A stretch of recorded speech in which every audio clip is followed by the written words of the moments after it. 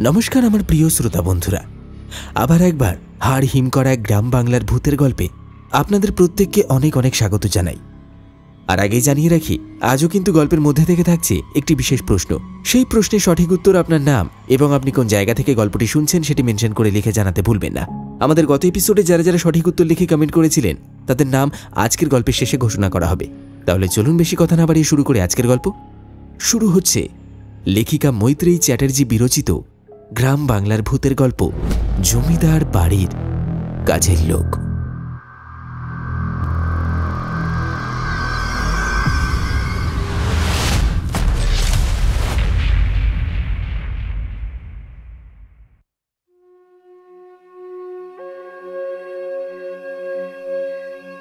গ্রামের নাম বিশানপুর।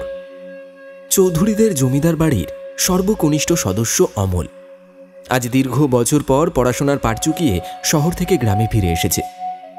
বহুদিন পর গ্রামে এসে অমল তার শৈশবে হারিয়ে যাওয়া সোঁদা মাটির গন্ধ অনুভব করে। অতীতের কথা মনে পড়ে গেল অমলের। বিশানপুরের জমিদার দিগ্বিজয় চৌধুরী সম্পর্কে অমলের ঠাকুরদার জ্যেষ্ঠ ভ্রাতা অর্থাৎ দাদামশাই। অমল শহরে যাবার কিছুকাল পরেই ছাদ থেকে নিচে পড়ে দুর্ঘটনায় মারা যান। অমল অনাথ। তার ঠাকুরদা নিরঞ্জন চৌধুরী তাকে ছোট থেকে লালন পালন করেছেন। তিনি ছুটি ছাটায় শহরে গিয়ে অমলের সাথে কিছুকাল কাটিয়ে আসতেন। একবারও অমলকে তিনি গ্রামের বাড়িতে নিয়ে যাননি। ফলে বড় দাদামশাইয়ের মৃত্যুর খবরটাও অমলের জানা ছিল না। অনেক পরে একটু বড় হয়ে শুনেছে তার ঠাকুরদার কাছে, কিন্তু কখনো ভেবে দেখেনি এতগুলো বছরে ছুটি ছাটায় কেন ওকে একবারও গ্রামের বাড়িতে নিয়ে আসা হয়নি। কিন্তু আজ গ্রামের বাড়িতে পা দিয়ে প্রশ্নটা ওর মাথায় এসেছে। মনে মনে ঠিক করে ঠাকুরদাকে সরাসরি জিজ্ঞেস করবে। যাই হোক, গ্রাম্য পরিবেশে কিছু নতুনত্ব চোখে পড়লেও জমিদার বাড়ির সেই পুরনো ঐতিহ্য, শান্ত পরিবেশ, স্নেহ, ভালোবাসা আর চেনা লোকজন সব আগের মতোই আছে। দেখে মনে মনে নিশ্চিন্ত হলো। তবে বাইরে থেকে সবকিছু আগের মতো লাগলেও ঠাকুরদা নিরঞ্জন চৌধুরীর সাথে কথা বলে অমলের মনে হলো কোথাও যেন তাল কেটে গেছে। নাতির আদর যত্নের কোনো ত্রুটি না রাখলেও নিরঞ্জন বাবু যে অমলের কাছে কিছু একটা লুকিয়ে যাবার চেষ্টা করছেন তা কিছুক্ষণ কথাবার্তা বলেই বুঝে গেল অমল। ঠাকুরদা যে কোনো একটা বিষয় নিয়ে যথেষ্ট চিন্তিত, নতুন করে তার বলে দিতে হলো না। তিনি অমলের কুশল সংবাদ নেবার পর গম্ভীর গলায় বললেন,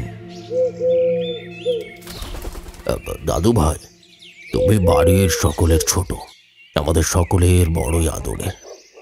তবে এখন তুমি যথেষ্ট বড় হয়েছ, তাই এ বাড়ির কতগুলো নিয়ম সম্পর্কে তোমারও ওয়াকিবহাল হওয়ার প্রয়োজন। আমার এখন কাছারি বাড়ি যাবার সময় হয়েছে, আমাকে যেতে হবে। তার আগে তোমার সাথে এখান থেকে কিছু আলোচনা করে যেতে চাই। আমার সাথে একবার তেতলার ঘরে এসো। এই বলে দুর্দণ্ড প্রতাপ জমিদার নিরঞ্জন চৌধুরী বাহারি ছড়ি ঠুকঠুক করতে করতে সিঁড়ি বেয়ে ওপরে উঠে গেলেন। অমল তাকে অনুসরণ করে তেতলার ঘরে গেল। দক্ষিণ খোলা প্রশস্ত বারান্দার শেষ প্রান্তের ঘরটি অমলের থাকার জন্য বরাদ্দ হয়েছে। সেখানে প্রবেশ করে নিরঞ্জন অমলকে সব দেখিয়ে বুঝিয়ে দিলেন। ঘরটিতে আলো বাতাস খেললেও পশ্চিমের জানলাটি পাটে পাটে বন্ধ রয়েছে দেখে অমল সেটা খুলতে গেল।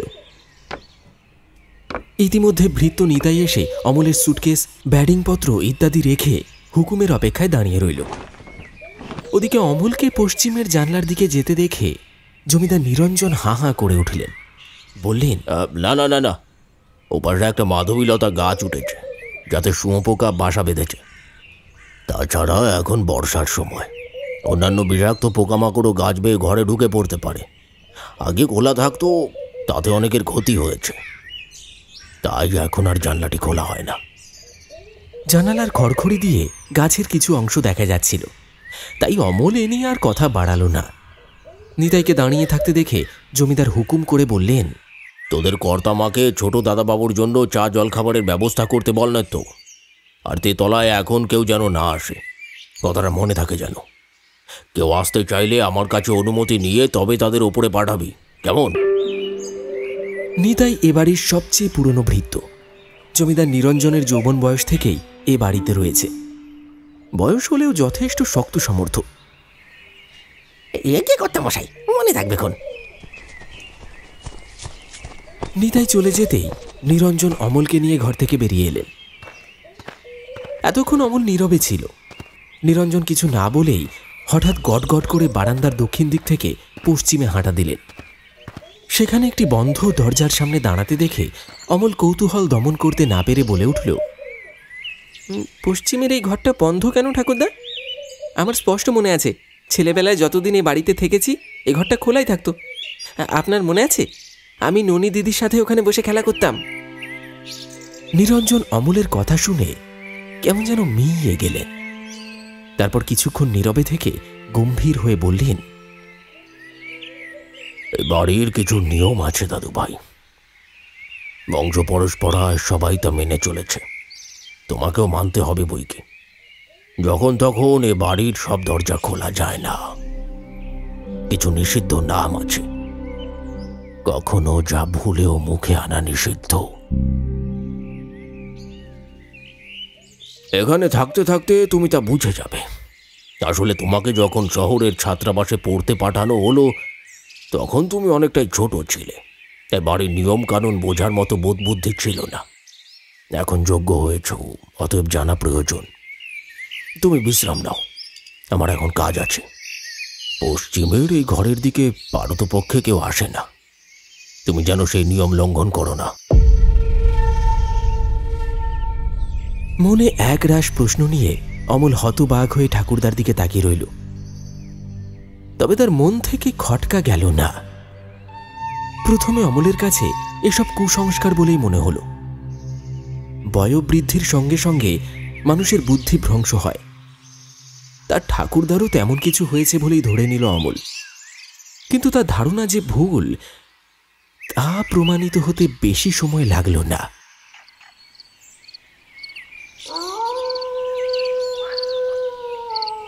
সেদিন মাঝরাতে বন্ধ দরজার উপাস থেকে ফিস ফিস শব্দ শুনে অমল জানালার পর্দা সরিয়ে দেখল এক দীর্ঘ ছায়ামূর্তি বারান্দার দেওয়াল ঘেঁষে দাঁড়িয়ে আছে।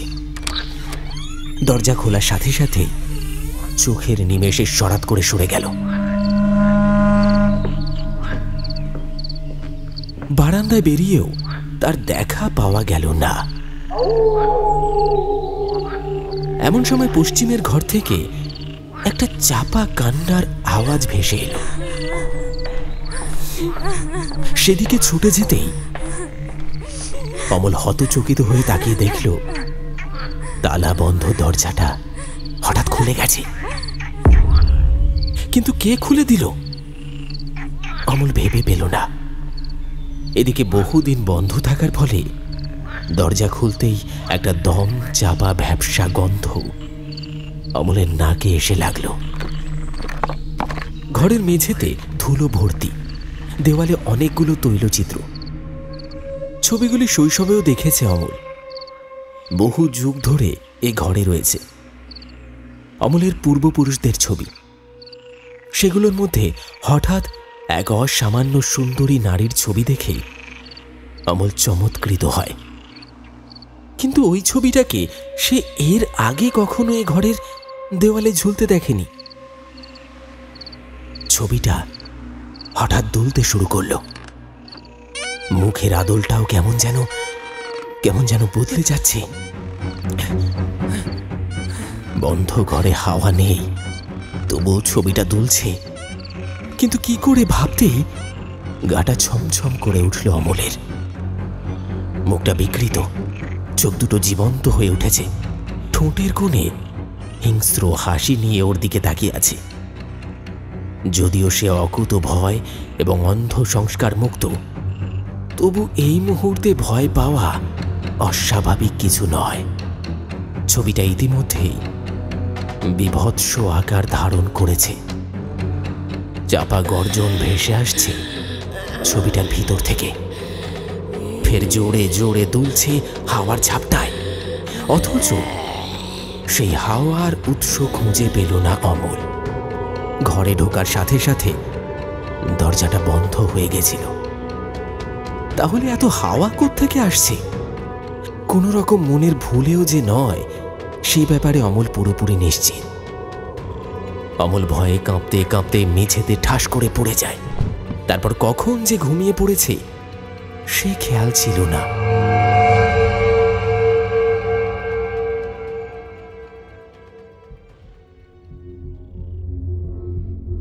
ঘুমের মধ্যে একটা ভয়ঙ্কর স্বপ্ন দেখল অমল।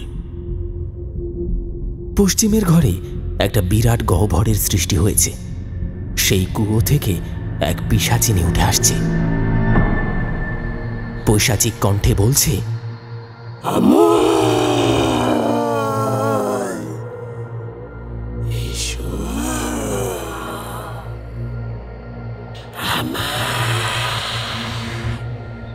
মধ্যে বিলীন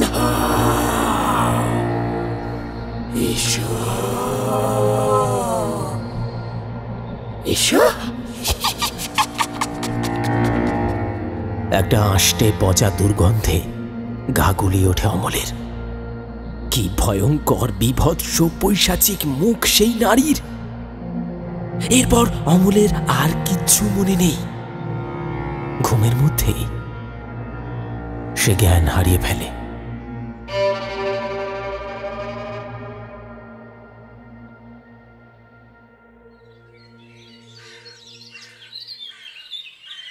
কিছুক্ষণ পর সকালের আলো ফুটে ওঠে। অমলের দেখা না পেয়ে জমিদার নিরঞ্জন চিন্তিত হয়ে উপরে উঠে এলেন। আর তার আশঙ্কাই সত্যি হল।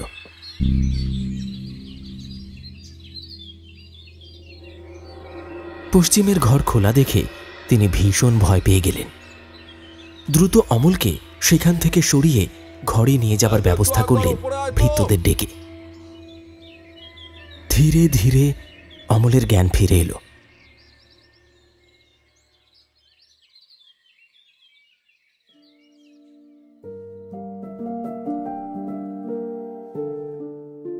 কিন্তু এরপর থেকে প্রায় প্রতি রাতেই অমলের সাথে একই ঘটনা ঘটতে লাগল। চৌধুরী বাড়ির আনাচে কানাচে যে কোনো গভীর রহস্য লুকিয়ে আছে তা বুঝতে বাকি থাকে না তার।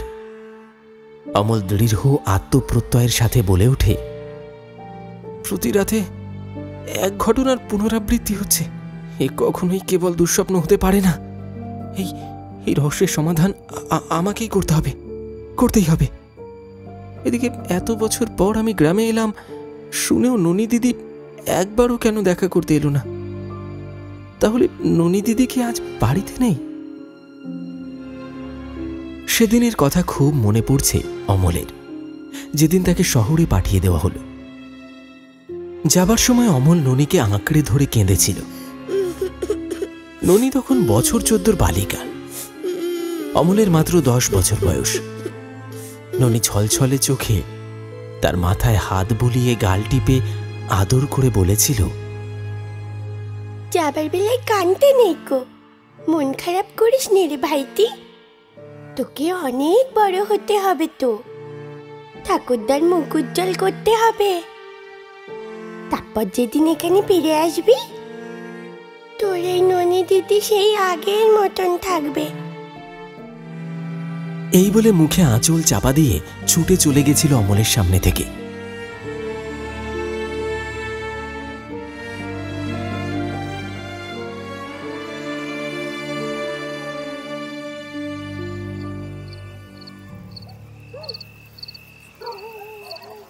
বিছানায় শুয়ে এসব কথাই ভাবছিল অমল।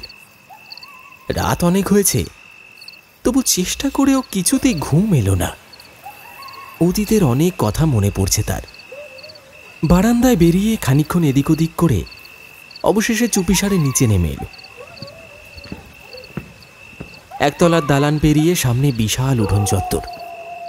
সেই উঠোনে ঘিরে সারি সারি খড় খাপড়ায় ছাওয়া একচালা মাটির ঘর রয়েছে।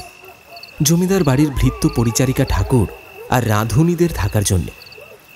তারই মধ্যে একটা ছোট একচালার সামনে এসে দাঁড়িয়ে হাঁক পেরে বলল, ননি দিদি, বাড়ি আছো?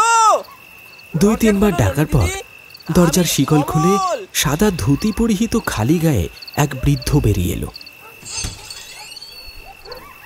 ননির দাদু। অমলকে দেখে তাড়াতাড়ি বলল, ও মা, দাদা বাবু, তুমি? এসো এসো, দেখো দেখি কাণ্ড। এরপর মাটির দাওয়ায় একটা চাটাই পেতে দিয়ে বলল, আগে বসে একটু জেরিয়ে নাও, দেখিনি হাঁপিয়ে গেছো দেখছি। একটু জল খাও, জল। না দাদু, এখন আর বসার সময় নেই, তুমি বরং ননি দিদিকে ডেকে দাও। আমি যে গতকাল এসেছি তুমি তো দেখেছো, তবু ননি দিদি কেন একবারও দেখা করতে এলো না?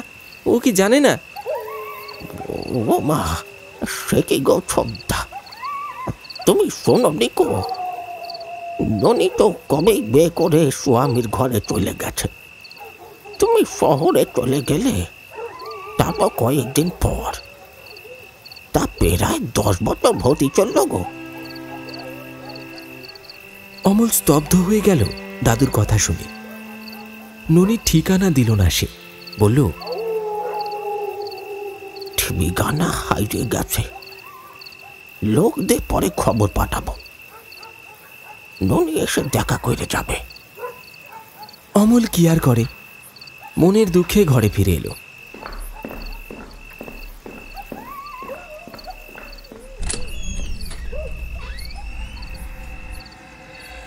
কিন্তু মনটা খচখচ করতে লাগলো দাদুর কথা ভেবে। সত্যি কি ঠিকানা হারিয়ে ফেলেছে, নাকি দাদু ইচ্ছে করেই দিল না? কিন্তু না দিবার কারণ কি? দাদু মনে হয় বাপ মা মরা মেয়েটাকে কোনো মতে বিদায় করে দিতে পেরে বেঁচে গেছে, তাই আর খোঁজ রাখেনি। হয়তো চায় না সে এখানে আসুক, তবে যেভাবেই হোক সে ঠিকানা খুঁজে চলে যাবে তার ননি দিদির কাছে। কেমন আছে একবার নিজের চোখে দেখে আসবে, প্রতিজ্ঞা করল মনে মনে। ওদিকে জমিদার নিরঞ্জন সেই ভয়াবহ ঘটনার পর কারিগর ডেকে পশ্চিমের ঘরের দরজা সারিয়ে নতুন করে তালা লাগাবার ব্যবস্থা করে দিয়েছিলেন। তার ধারণা বহু বছর ধরে মরচে ধরেছিল তালায়। অমল ঘুমের ঘোরে সেই তালা ধরে টেনেছে, ফলে সহজেই ভেঙে গেছে এবং অমল ঘরে ঢুকে পড়েছে। কিন্তু একদিন রাতে পশ্চিমের ওই ঘর থেকে আবার বীভৎস সব শব্দ ভেসে আসে, যেন কেউ কান্না করছে। কিন্তু অমল ঘরের দরজা খুলতেই অবাক হয়ে যায়। দেখে দরজার সামনে ভৃত্য নিতাই পথ আটকে বারান্দার মেঝেতে শুয়ে আছে। সে জেগেই ছিল। সে বলল, ঘরে যাও সত্যা বাবু, কর্তামশাই দেখতে পেলে আর রক্ষে থাকবে না গো। আমি পাহারা দিতে কয়েছেন, কর্তা বাবুর কথা মতো আমি রোজ রেতে এখানে শুয়ে থাকি, তুমিও ঘুমাওকে যাও। কিন্তু অমল নাছোড় বান্দা। সে নিতাইকে বুঝিয়ে সুঝিয়ে ওই ঘরে যেতে রাজি করালো। আরে তুমি বুঝতে পারছো না? নিতাই ওকে একা যেতে দিল না। টিমটিমে তেলের কুপি নিয়ে নিতাই আগে আগে এগিয়ে গেল। অমল তার পিছু নিয়ে সেই ঘরের সামনে উপস্থিত হল। ভিতর থেকে মেয়েলি কণ্ঠে আর্তনাদ ভেসে আসছে। কোনো অসহায় মেয়ে যেন করুণ সুরে কাঁদছে, কাকুতি মিনতি করছে। ভৃত্য নিতাই দরজায় কান পেতেও কিছুই শুনতে পেল না। এমন সময় দরজাটা আপনা থেকেই ক্যাঁচ ক্যাঁচ শব্দ করে খুলে গেল।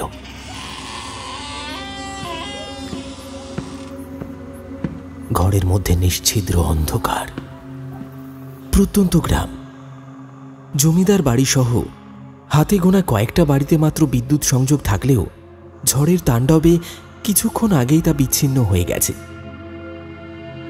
আকাশে এক ফালি চাঁদও নেই, ফলে বিস্তীর্ণ চরাচর অন্ধকারে ঢেকে গেছে।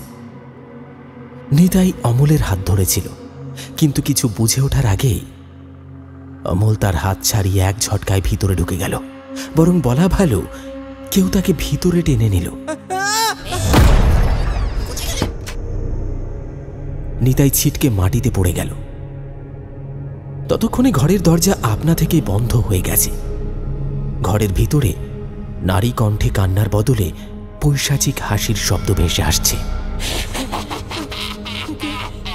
অমল সাহস সঞ্চয় করে অন্ধকার হাতুড়ে এপাশ ওপাশ দেখছে।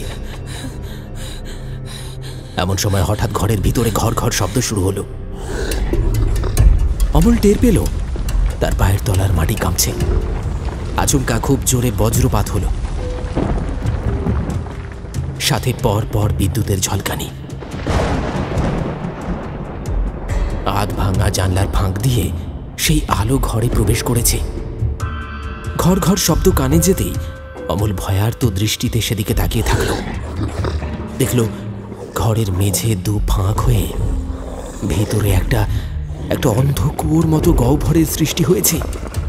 কুয়োর তলা থেকে উঠে এলো এক ভয়ঙ্কর নারী মূর্তি। তার অপার্থিব চোখে ক্রোধের আগুন জ্বলজ্বল করছে। মিশমিশে অন্ধকারে বিদ্যুতের আলোয় সেই নারী মূর্তির রং, ভয়াবহ রূপ এসব দেখে অমল মাথা ঘুরে পড়ে গেল। জ্ঞান হারাবার আগের মুহূর্তে দেখতে পেল ছবির সেই নারী মূর্তিটাই কুয়োর ভিতর থেকে উঠে এসেছে। ঠোঁটের কোণে বিকৃত ধূর্ত হাসি।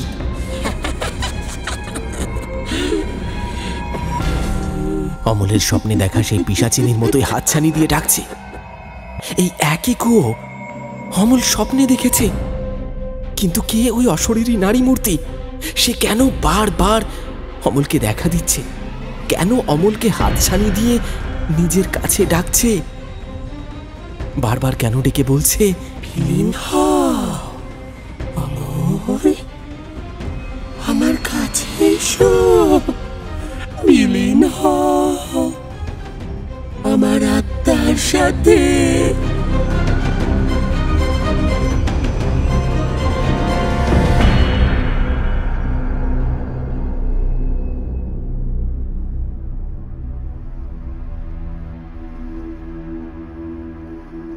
একদিকে ননীকে নিয়ে চিন্তা, আরেকদিকে এই ভয়ানক ঘটনা। অমলের রাতের ঘুম যেন কেড়ে নিয়েছে। খাওয়া দাওয়ার দিকেও তেমন একটা ঝোঁক ছিল না অমলের। ভৃত্য নিতাইয়ের নজরদারি উপেক্ষা করে পশ্চিমের ঘরে প্রতি রাতে হানা দিতে থাকে। সেই ছবির নারী মূর্তি আসলে কে, কিভাবে তাদের বংশের সাথে সম্পর্কযুক্ত তার জানতেই হবে। জমিদার নিরঞ্জন বিষয়টা লক্ষ্য করলেন, কিন্তু জল যে অনেক দূর গড়িয়ে গেছে তা তিনি টের পেলেন না। শুধু নিতাইকে বললেন, অমলকে একটু চোখে চোখে রাখিস নিতাই। ননির বিয়ের খবর পেয়ে ছেলেটা মুষড়ে পড়েছে। বড্ড ভালোবাসত যে দুজন দুজনকে। নিরঞ্জন চশমা খুলে ধুতির খুঁটে চোখ মুছে বললেন। তারপর ধীরে ধীরে কাছারি বাড়ির দিকে অগ্রসর হলেন। কিন্তু সেদিন রাত থেকে নিরঞ্জনের শরীরে দম চাপা অস্বস্তি শুরু হয়ে গেল। মনে হলো কেউ বুঝিয়ে নিরঞ্জনের বুকের ওপর চেপে বসে আছে, অথচ কাউকে দেখতে পেলেন না। শুধু টের পেলেন কানের কাছে ফিসফিস করে কেউ বলছে, নিরঞ্জন, তোর সময় উপস্থিত হয়েছে। আমি তোকে নিয়ে যেতেই এসেছি। চলে আয়, চলে আয় আমার কাছে। নিরঞ্জনের শ্বাস বন্ধ হয়ে আসছে। পালঙ্ক থেকে মাটিতে পড়ে গেলেন। ভয়ে চোখ বোঝার মুহূর্তে তিনি দেখতে পেলেন সেই বিভৎস বিকৃত নারী মূর্তির আসল রূপ। উঠে পালাবার ক্ষমতা ছিল না। তিনি জানতেন তার আর নিস্তার নেই। আত্মসমর্পণের ভঙ্গিতে পড়ে রইলেন মাটিতে। গলা দিয়ে কোনো আওয়াজই বেরোল না।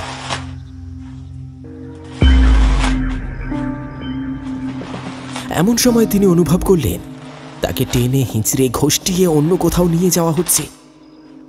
গায়ের চামড়া ফেটে রক্ত ঝরছে ক্ষতস্থান থেকে। সারা শরীরে অজস্র যন্ত্রণা। অজ্ঞান হয়ে গেছিলেন ভয়ে। যখন হুঁশ ফিরে এলো, তিনি দেখলেন পশ্চিমের ঘরে একটি অতল গহ্বরের কিনারায় পড়ে আছে। হঠাৎ কারোর পায়ের শব্দ পেলেন। চাঁদের আলো এসে পড়েছে সেই জাফরি কাটা ছোট জানলা দিয়ে। সেই আলোয় স্পষ্ট দেখলেন অমল এসে দাঁড়িয়েছে। দেওয়ালে টাঙানো একটি তৈলচিত্র থরথর করে কাঁপতে লাগলো অমলের ঘরে প্রবেশের সঙ্গে সঙ্গে। অমল সেই তৈলচিত্র দেওয়াল থেকে খুলে নিজের বুকে চেপে ক্রুদ্ধ জ্বলন্ত দৃষ্টিতে তাকিয়ে রইল ঠাকুরদা নিরঞ্জন চৌধুরীর ক্ষত বিক্ষত শরীরটার দিকে। নিরঞ্জনের চোখ থেকে এক ফোঁটা অশ্রু গড়িয়ে গেল। হাত জোর করে বললেন, আমায় আমায় ক্ষমা করে দিস ভাই। আমি যে অন্যায় করেছি তার শাস্তি আমি পাচ্ছি। জানি জানি আমায় সে ক্ষমা করবে না, তাই মরে যাবার আগে তোর কাছ থেকে ক্ষমা চাইছি। তুই ক্ষমা করলে আমি শান্তিতে মরতে পারবো দাদু ভাই, শান্তিতে মরতে পারবো। অমলের বুকটা টন টন করে ওঠে। তবু সে রাগে গর্জে ওঠে, বলে, আমি ক্ষমা করার কে ঠাকুরদা? আপনি আমার কাছে ঘৃণ্য সত্যিটা লুকিয়েছেন। এত বছর ধরে আমাকে মিথ্যা বলে এসেছেন বড় দাদামশাইয়ের মৃত্যু নিয়ে, কেবল বংশের মান মর্যাদা বাঁচাতে। যার সাথে দাদামশাই চরম অন্যায় করেছিলেন তার জন্য আপনার মনে কোনো অনুশোচনা নেই। উল্টে উল্টে সকলকে মিথ্যে বলতে শিখিয়েছেন, তার নাম নেওয়া নিষিদ্ধ ঘোষণা করেছেন। ছি ঠাকুরদা, ছি! এই পশ্চিমের ঘরের ভিতর যে একটি গুপ্ত ঘর আছে তার সন্ধান আমি পেয়েছি। আমাকে একবারও গ্রামে না নিয়ে আসার কারণটা এবার বুঝতে পেরেছি। তবে আপনাদের বংশের অপকীর্তির সম্পূর্ণ ইতিহাস আমার কাছে এখনো অস্পষ্ট। আমাকে আজ বলতেই হবে অতীতে কি ঘটেছিল, কি কারণে দাদামশাইকে অপশক্তির হাতে নিধন হতে হলো। ছবির ওই নারী মূর্তি নন্দিনীর আসল পরিচয় আমি পেয়েছি। তিনি আমায় দেখা দিয়ে আসল রূপ দেখিয়ে গেছেন, কিন্তু কেন তার মতো একজন নিষ্পাপ নারীকে হঠাৎ হত্যা করা হলো? বলুন, আপনাকে জবাব দিতেই হবে। নিরঞ্জন ধুঁকছিলেন। কোনো মতে ভাঙা জড়ানো কণ্ঠে বলে উঠলেন, তোর বড় দাদা মশাই আমার আপন জ্যেষ্ঠ সহোদর হলেও তিনি সম্পূর্ণ বিপরীত মেরুর বাসিন্দা ছিলেন। নিষ্ঠুর অর্থপিশাচ, ক্ষমতালোভী মানুষ ছিলেন। তোর জন্মের আগে গ্রাম বাংলায় এক ধরনের বিশেষ তন্ত্রমন্ত্র আর গুপ্ত চর্চার প্রচলন ছিল। আজও আছে, তবে তার পদ্ধতি বদলেছে। যাই হোক, সে সময় আমাদের পূর্বপুরুষরা বিশ্বাস করতেন নিজের আত্মিক শক্তি, বিপুল ধনসম্পদ ও দুর্দমনীয় ক্ষমতার অধিকারী হতে গেলে গুপ্ত চর্চার মাধ্যমে বিশেষ তান্ত্রিক উপায় অবলম্বন করতে হবে। শুধু অর্থ থাকলেই চলবে না, ঐশ্বর্য ও ক্ষমতা টিকিয়ে রাখতে চাই অলৌকিক বা অতিলৌকিক শক্তির সহায়তা। তারা নানান ধরনের অলৌকিক উপায় অবলম্বন করলেও জমিদার দিগ্বিজয় চৌধুরী জেনে শুনে মারাত্মক অপরাধ করে বসলেন। এক অসৎ অঘরী তান্ত্রিক কালীনাথের কবলে পড়ে নিজের জমিদারিকে আজীবন কায়েম রাখতে একদিন তিনি অঘরী কালীনাথের শরণাপন্ন হলেন। কালীনাথ তাকে পরামর্শ দিয়ে বলল, এই সাধনা করতে গেলে নাকি চাই কোনো উচ্চ বংশের সতী নারীর পবিত্র রক্ত, এমন এক শুদ্ধ আত্মা যা আত্মত্যাগের জন্য প্রস্তুত এবং যার জন্ম দাগ হবে শক্তি বহনকারী আত্মিক চিহ্ন। তার সন্ধানে আছে নাকি জানতে চাইল।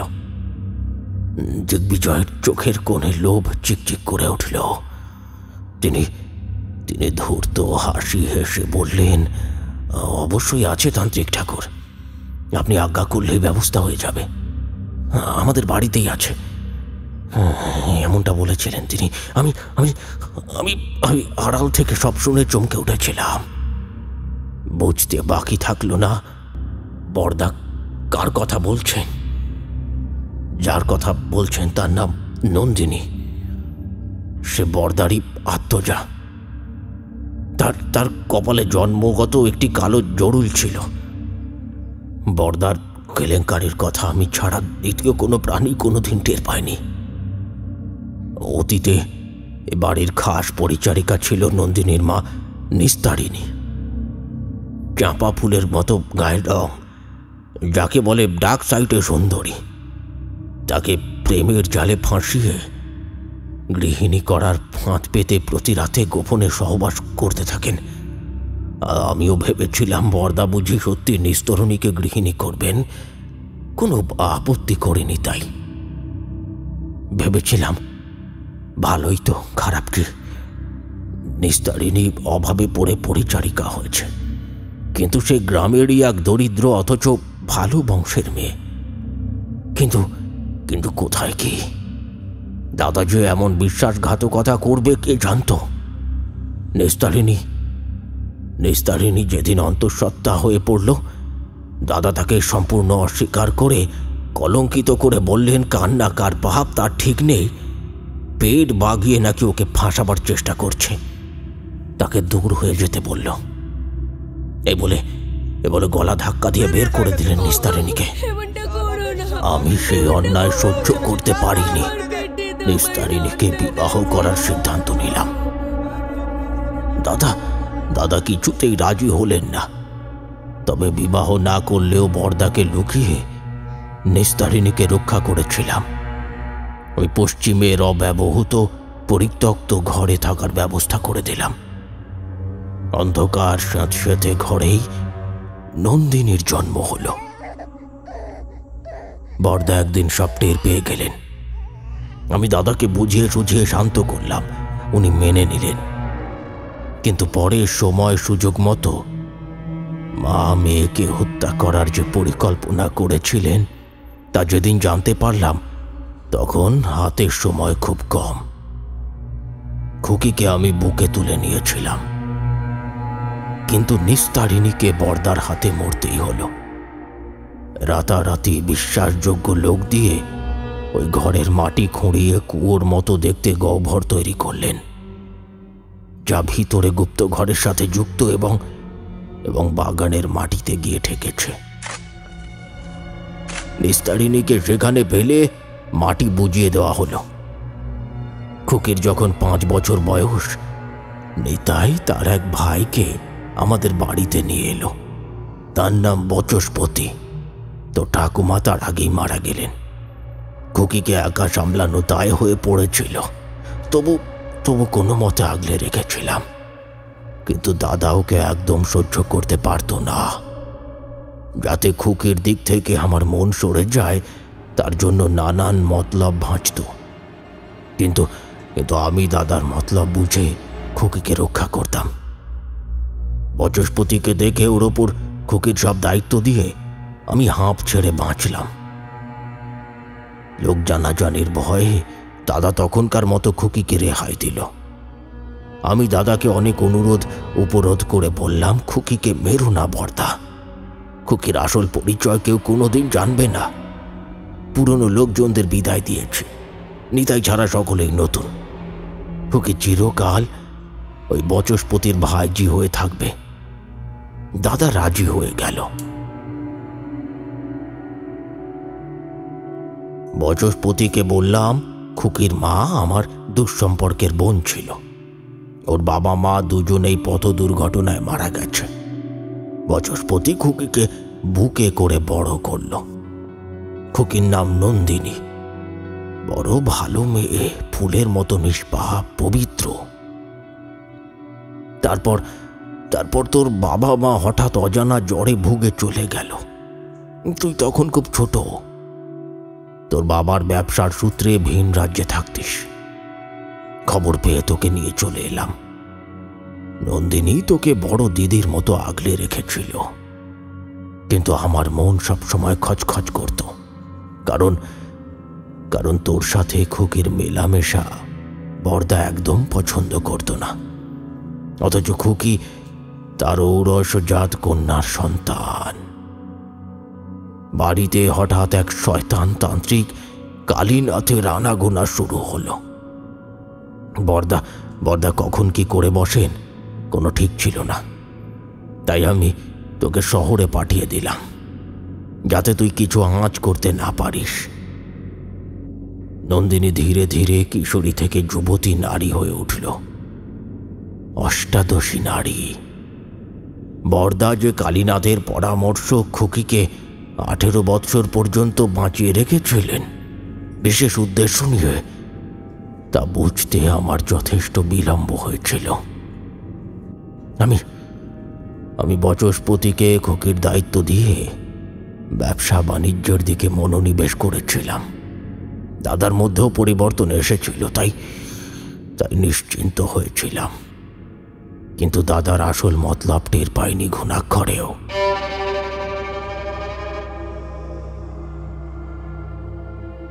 যেদিন কালীনাথ নন্দিনীকে যজ্ঞে বলি দেবার দিনক্ষণ স্থির করে ফেলল, সেদিন আমি আর স্থির থাকতে পারলাম না। প্রতিবাদ করে বললাম, বরদা, এই পাপ কাজ করা থেকে বিরত থাকো, নইলে তোমার আর কালীনাথের কুৎসিত রূপটা আমি সবার কাছে প্রকাশ করে দেব। নন্দিনীর জন্ম রহস্য এবং তোমাদের কুমতলবের কথা গ্রামবাসীদের জানিয়ে দেব।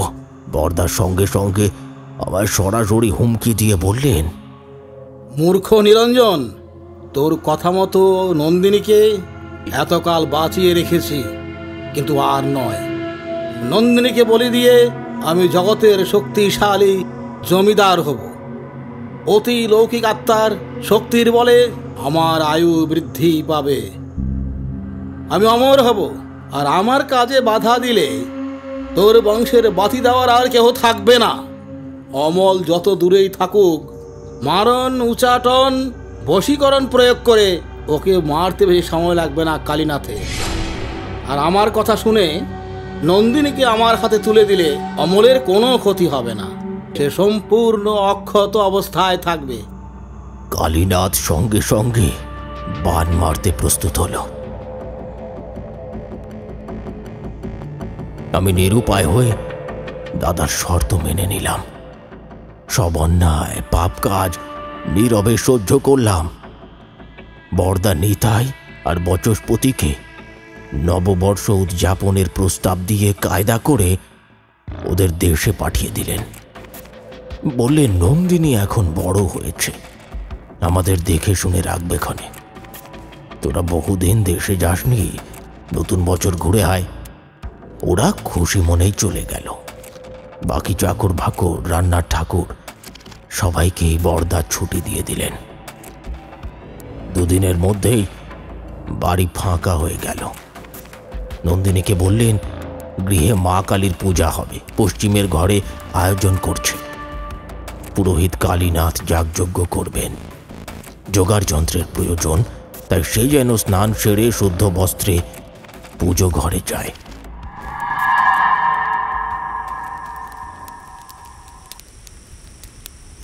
নন্দিনী খুশি মনে শুদ্ধাচারে পশ্চিমের ঘরে চলে গেল। কালীনাথ নন্দিনীকে ছলনায় ভুলিয়ে যজ্ঞের বেদি ছুঁয়ে আসনে বসতে পড়ল। আমি ঘরের বাইরে দাঁড়িয়ে দুরু দুরু বুকে ভগবানকে ডাকতে লাগলাম। দাদা ঘরে প্রবেশ করতেই শয়তান কালীনাথ বলল, জমিদার বাবু, নন্দিনী অতি সুলক্ষণা নারী। ওকে আপনি মাতৃ প্রতিমার পাদপদ্মে এই সোনার মলজোড়া পরিয়ে দেবার অনুমতি দান করুন। বরদা আজ্ঞা দিতেই নন্দিনী হাঁটু গেড়ে বসে মলজোড়া পরিয়ে দিতে উদ্যত হয়। মুহূর্তে কালীনাথ মন্ত্র পড়ে পৈশাচিক ক্রিয়া শুরু করে দেয়। ঘরের ভিতরের বাতাস ভারী হয়ে আসে। নন্দিনীর শ্বাস নিতে কষ্ট হয়। জ্বলন্ত প্রদীপগুলি কালো আগুনে পুড়তে থাকে। মাটিতে অঙ্কিত বৃত্ত ত্রিভুজের ভিতর থেকে একটা মিশমিশে কালো ছায়া এসে উপস্থিত হয়, নন্দিনীর শরীরে প্রবেশ করে, তাকে নিয়ন্ত্রণ করতে থাকে। বরদা কাল বিলম্ব না করে হাতে সোনার খড়গ তুলে এক কোপে নন্দিনীর শিরচ্ছেদ করে দিলেন। মায়ের পায়ে অর্পণ করে পুজো শেষে যজ্ঞের আগুনে আহুতি দিলেন। শরীরের বাকি অংশটা ঘরের মাটি খুঁড়ে সেই অন্ধ কুয়ায় ছুঁড়ে দিল কালীনাথ। নন্দিনী মারা যাবার আগের মুহূর্তে সব পরিকল্পনা টের পেয়ে যায়। কোপ মারার মুহূর্তে সে চৌধুরী বংশ নির্বংশের অভিশাপ দিয়ে যায়।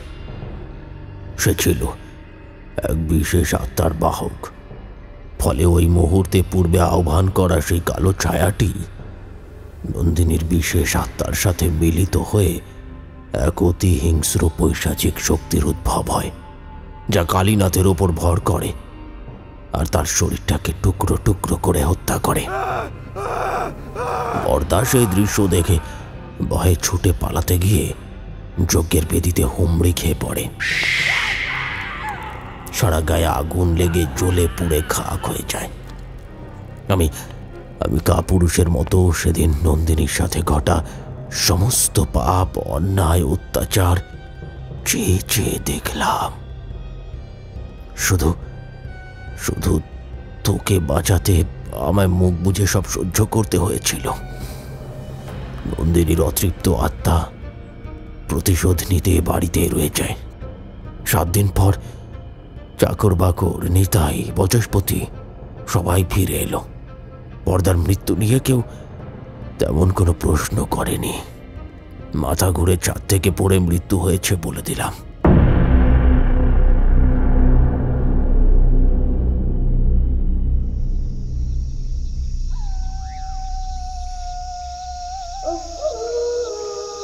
বরদা যা স্বেচ্ছাচারী নিষ্ঠুর জমিদার ছিলেন, তার মৃত্যুতে সবাই খুশি হয়েছিল। আমার সম্মতিতে সেরেস্তদার লোক পাঠিয়ে গায়ে রটিয়ে দিল যে নন্দিনী মুখ পুড়িয়ে এক বিবাহিত পরপুরুষের সাথে পালিয়ে গেছে। প্রচুর অর্থ ব্যয় করে 2 জন দেহ ব্যবসায়ীকে ছেলেটির স্ত্রী ও মা সাজিয়ে কলঙ্ক রটিয়ে দেওয়া হয়। তারা গ্রামে এসে নন্দিনীর নামে যা নয় তাই অপবাদ দিয়ে কথা কুকথা বলে যায়। এছাড়া আমার আর কোনো উপায় ছিল না। নেতাই, বচস্পতি সবাই তা বিশ্বাস করে, কিন্তু নিহতিকে খণ্ডানো যায় না। তাই আজ পাপের শাস্তি পেলাম। জানি আমি ক্ষমার অযোগ্য। নন্দিনীকে কলঙ্কিত করেছি জমিদার বাড়ির মান সম্মান বাঁচাতে, তোর জীবন রক্ষা করতে। নন্দিনী আমায় ক্ষমা করেনি। সম্ভব হলে তুই ক্ষমা করে দিস ভাই, ক্ষমা করে দিস। নিরঞ্জন চলে গেলেন। নন্দিনীর আত্মা তাকে অন্ধ কুয়ায় টেনে নিয়ে চিরকালের জন্য হারিয়ে গেল। শ্বাস আটকে তিলে তিলে মৃত্যুর দিকে এগিয়ে গেলেন। অমলকে তার ননী দিদি নন্দিনী শেষবারের মতো দেখা দিয়ে অদৃশ্য হয়ে যাচ্ছিল।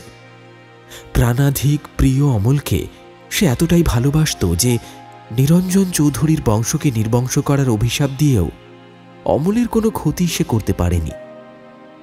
সে চায়নি অমলকে আত্মার মধ্যে বিলীন করতে, তাকে টেনে নিতে। কিন্তু নন্দিনীর আত্মা না চাইলেও নিয়তি চেয়েছিল। নন্দিনী অদৃশ্য হবার মুহূর্তে অমল চিৎকার করে বলে উঠল, আমি আসছি ননিদি, আমি তোমার আত্মায় বিলীন হতে আসছি। এইটুকু বলেই অমল ঝাঁপ দেয় গহ্বরের অতল অন্ধকারে।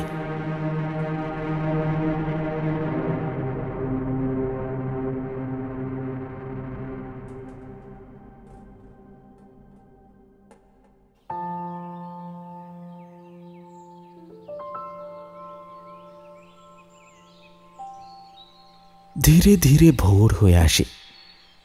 বচস্পতি, নিতাই, গ্রামবাসীরা সকলেই দেখে অমল এবং জমিদার নিরঞ্জন কেউ আর বেঁচে নেই।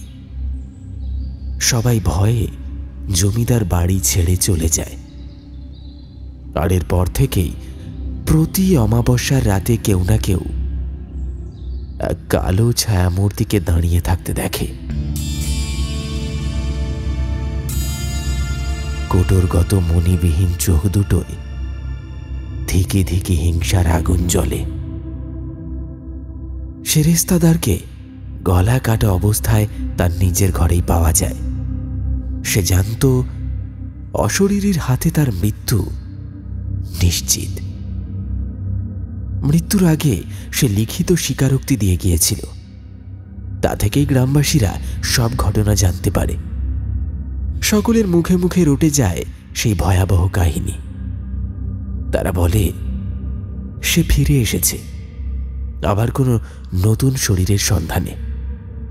চৌধুরী বাড়ির সাথে কোনো না কোনোভাবে যার রক্তের সম্পর্ক আছে, ওই পাপী বংশকে সে সম্পূর্ণরূপে উৎখাত করবে। আজও নাকি সেই পরিত্যক্ত জমিদার বাড়ির ভাঙা আয়নায় কারো কালো ছায়া দেখা যায়। পশ্চিমের ঘর থেকে কান্নার শব্দ ভেসে আসে। কেউ যদি সে বাড়ির রহস্য জানার চেষ্টা করে তবে তার অপঘাতে মৃত্যু হয়। যুগ যুগ ধরে গ্রামবাসীদের মুখে মুখে চৌধুরী বাড়ির সেই ভয়ঙ্কর কাহিনী ঘুরে বেড়াতে থাকে, যে একবার শুনে সে সারা জীবন ভুলতে পারে না। পরিত্যক্ত চৌধুরী বাড়ি আজ সভগ্ন দশায় পরিণত হয়েছে, তবু কারো স্মৃতি থেকে মুছে যায়নি। অবচেতন মনে এক ভয়াবহ ইতিহাসের সাক্ষী হয়ে রয়ে গেছে।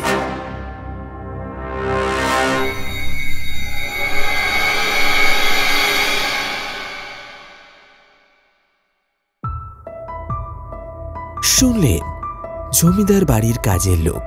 আমাদের আজকের নিবেদনের এই গল্পটি আপনার কেমন লাগলো অবশ্যই কমেন্টে লিখে জানাতে ভুলবেন না। যেমনটা গল্পের শুরুতে বলেছিলাম, আজও গল্পের মধ্যে থেকে থাকছে একটি বিশেষ প্রশ্ন। আচ্ছা বলুন তো, এই গল্পে নন্দিনীর মায়ের নাম কি ছিল? সঠিক উত্তর কমেন্ট বক্সে লিখে জানাতে ভুলবেন না।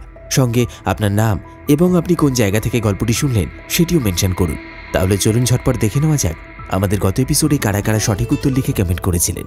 আমাদের গত এপিসোডে সঠিক উত্তর লিখে কমেন্ট করেছিলেন মুর্শিদাবাদের নাজরেনা থেকে আব্দুল হাকিম, রামরতনপুর হাওড়া জেলা থেকে পাপাই বাঘ, হুগলি জেলার আদানগ্রাম থেকে আশিয়া দাস জজ, গাংনাপুর থেকে বাঁধন বিশ্বাস, ডায়মন্ড হারবার পুরো ভবানীপুর থেকে মিরাজ শাহ, চাকদা নিমতলা থেকে সুব্রত, হাবড়া থেকে সুমন দাস, কলকাতা নলফাগ্রাম থেকে জাহাঙ্গীর, জোয়ারিয়া থেকে সম্রাট মণ্ডল, পূর্ব বর্ধমান শ্রীরামপুর থেকে রাহুল, পূর্ব বর্ধমান থেকে মুন্না রুই দাস, পূর্ব মেদিনীপুর হেরিয়া থেকে সুব্রত জানা, নদিয়া তহেরপুর থেকে মিঠু সরকার, কলকাতা থেকে ঐন্দ্রিলা রায়, বনগাঁ থেকে স্বস্তিকা ভৌমিক, সৌদি আরব মক্কা থেকে রাতুল, মদনপুর নদিয়া থেকে সৃষ্টি কোলে, কাকদ্বীপ থেকে ঈশান্দিতা, শোভাবাজার থেকে গায়ত্রী, চাকদহ চৌরাস্তা থেকে সাথী মণ্ডল, কেরালা থেকে সুমন মণ্ডল, উত্তর 24 পরগনা বনগাঁ থেকে উজ্জ্বল মণ্ডল, বোলপুর শান্তিনিকেতন থেকে বিশ্বজিৎ ঘোষ, শ্রীনারায়ণপুর পয়লাঘেড়ি থেকে দেবাশিস নাইয়া, দক্ষিণ 24 পরগনা ডায়মন্ড হারবার থেকে MD কাহার, সুন্দরবন থেকে রনি দাস, সাহেরঝা থেকে